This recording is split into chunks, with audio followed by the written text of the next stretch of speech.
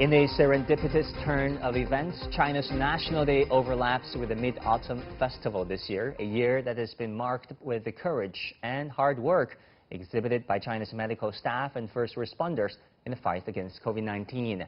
How are medical professionals reflecting on the lessons from this year? What have their sacrifices meant for the rest of us? And China has witnessed some exciting science and technology breakthroughs during the past 5 years. What's driving China's innovation, and what new hurdles are hovering on the horizon? Welcome to The Point, coming to you from Beijing. I'm Wang Guan, sitting in for Liu Xin.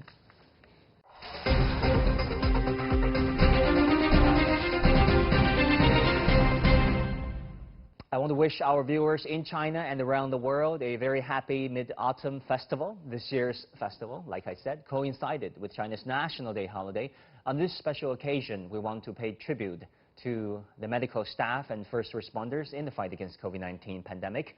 Without their sacrifice, we probably would not be able to enjoy a lot of things that we enjoy now. And we thought it would be fitting on this occasion to talk to some of those doctors as we reflect on how we have been coping with this pandemic. Joining us today are Dr. Zhu Wen, Vice President at Zhongshan Hospital affiliated to Fudan University. He was also the head of the medical team assisting Wuhan back to the early days since the outbreak. And Dr. Zhang Hongtao, Research Associate Professor of Pathology and Laboratory Medicine at the University of Pennsylvania School of Medicine. And Dr. Zhiwei, Director at the Center for Public Health Research, Medical School of Nanjing University. Dr. Wu, you know, the whole world has been talking about the fact that China is relatively quick in recovering from the pandemic and get it under control, but there are a lot of, behind-the-scenes stories, efforts, heart-wrenching moments, and, of course, best practices medically that the world needs to know, right? When the pandemic starts, actually, you can see that not only the medical professionals and the nurses and also the communities, they're all, fully mobilized, and they basically, once they know how the virus actually is transmitted, and then everybody basically works in a very cooperative manner. I think this is something actually, reflecting our, national characteristics, that people are willing to sacrifice themselves to have a common good. I think this is very critical in such a particular time. This actually demonstrated clearly, China so quickly actually put down the virus from becoming a much larger problem as what we have seen in other parts of the world. I think this actually is one of the national part of deeply in our culture, and also attitude towards this kind of national disaster. I mean, definitely this actually works very well in terms of preventing the virus from getting out of hand. Dr. Zhang, the virus has no borders, knows no borders, and the doctors are without borders as well. I'm sure that you and your colleagues in America are dealing with a tough situation there too. Hundreds of thousands of deaths so far, unfortunately and tragically. Millions of people infected there. What was the situation there like for doctors and nurses in America nowadays? I think now it's much better in a way that I think the attitude towards the virus is kind of like a change or a shift. Initially, I don't think the hospital are prepared to handle the pandemic, because if you look at the experience from US, the experience is 2009, the H1N1 flu. At that time, when they're handling the patient, they have like a PPE, right? But in general, the staff people and also nurse, if they are not handling the patient directly, they don't wear mask. And at the beginning of this pandemic, wearing mask was not encouraged in the hospital. Actually, in a lot of hospitals, because of the shortage of the mask, or maybe some other reason, staffs are not allowed to wear mask if they are not handling patients. So I think that was a big mistake. And also in the nursing facilities, I don't think they have a good sense of protection. And that's why initially in Washington states, there are many deaths in the nursing facilities. And then that became the surprise to a bunch of people here. So I think that was a bad time when the U.S. was caught unprepared. Right. Let's talk about vaccine. President Trump talked about being able to develop a vaccine within months, hopefully before November. Do you see that happening? There is a difference between wish and reality. I think that's his wish. I mean, I think everybody wish that a vaccine will be available, today, not like 1 week later or 1 month later. I think a lot of people want the vaccine to happen today, so people got vaccinated, and then they don't have to be afraid of the virus. But it's from a scientific point of view, it's hard to have that unless you have a successful phase 3 clinical trial. And all the phase 3 clinical trials are still going on. They need to take time to see if the vaccine can actually reduce the infection rate. And most importantly, you need to have a lot of people got vaccinated, and you want to observe to see if there's any small percentage of adverse side effect of the vaccine. So I think that's also critical. It takes time to finish those scientific experiments. There is no way you can actually rush. If you rush this, you may take a risk of, some harm will happen to people who took the vaccine. Let's take a look at two surveys.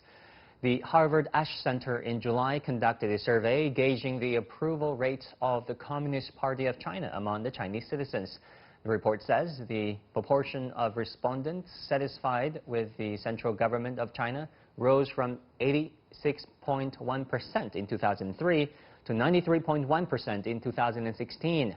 From the impact of broad national policies to the conduct of local township officials, Chinese citizens rate their government as more capable and effective than ever before. Meanwhile, in another survey, a Gallup poll in August shows that American satisfaction with the way things are going in the U.S. continues to tumble since the coronavirus pandemic. Currently, 13% of the U.S. adults are satisfied with the state of the nation, down 7 percentage points in the past month, the lowest since November 2011. What's your takeaway from these two seemingly vastly different surveys? Dr. Zhu. This is the first time I heard the percentage of this kind of survey. But I think personally, I think it's quite rational, and I fully agree with that. I think in the recent years, especially just after our open policy and reform, the government paid very, very attention to the population or the people's life. And also the government emphasized quite many on the infrastructure development, which gave a lot of convenience and help to connect the nation as a whole. In the city, we have a great development, including the medical or the health service, but also rural area, all the roads connect to each village, all the wireless connection to, the mobile phones can reach everywhere in China. And also the highway or the transportation has made the people connect more easily. So that's why the reason that our hospital, the Zhongshan Hospital in Shanghai, we have around 50% of the patients are from other provinces, not only from Yangtze Delta region, but from whole China. So if we have not these kind of capacity by the infrastructure development, how can be that achieved? The people can search for the best service by their own, and also by the convenience support by the government or by the other constructions. So I think this is a great achievement for that. And the government also paid quite attention to the people who to eradicate the poverty of the nation. So that's also show a great effect. The hospital, the medical professional in the hospital can feel that very, very deeply, and also from our heart. So I think for this survey, you show this. I think I'm not surprised at it at all. Right, Dr. Zhang, what is your understanding of these two surveys? What do you make of it? Yeah, when I heard this number, and I actually went to the website to look at the Harvard survey. What I get is there are 2 points here I got. So, and if you look at these 2 points, I think the number is real. So the first point is the one conclusion from survey is the reason behind the satisfaction of Chinese people towards the central government is because the economic growth, right? So over the past probably 20 years, when economic growth and life are much better for people in China than before, and that's why they have much better satisfaction towards the government. I think that's one of the conclusions from the survey. And then based on this, one question the survey is asking is how can China figure out a way to keep the economic growth so that way things will getting better. But the risk is if there is a turn of the economic growth, then maybe any problem will showing up or coming out, something like that. I think in every country, people have to dealing with daily lives, and when dealing with this kind of daily lives, they run into problem. So that's reasonable. They have unsatisfaction, right? And unsatisfaction is not a problem. The problem is those problems cannot be solved. So if the government can still can continue to solve this problem, I think the trend is very, very important. We want to see those unsatisfaction getting lower, lower, and then satisfaction getting higher, higher. And in that way, things will be much better. So I think there is room to grow, especially for some daily problems around people in China. And I think the Chinese government is trying to solve those problems too.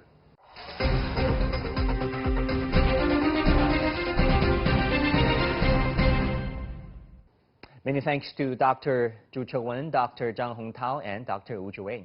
We'll take a short break, and when we come back, as China's science and technology sector grows, so do the challenges and opportunities. What's the picture now and looking ahead?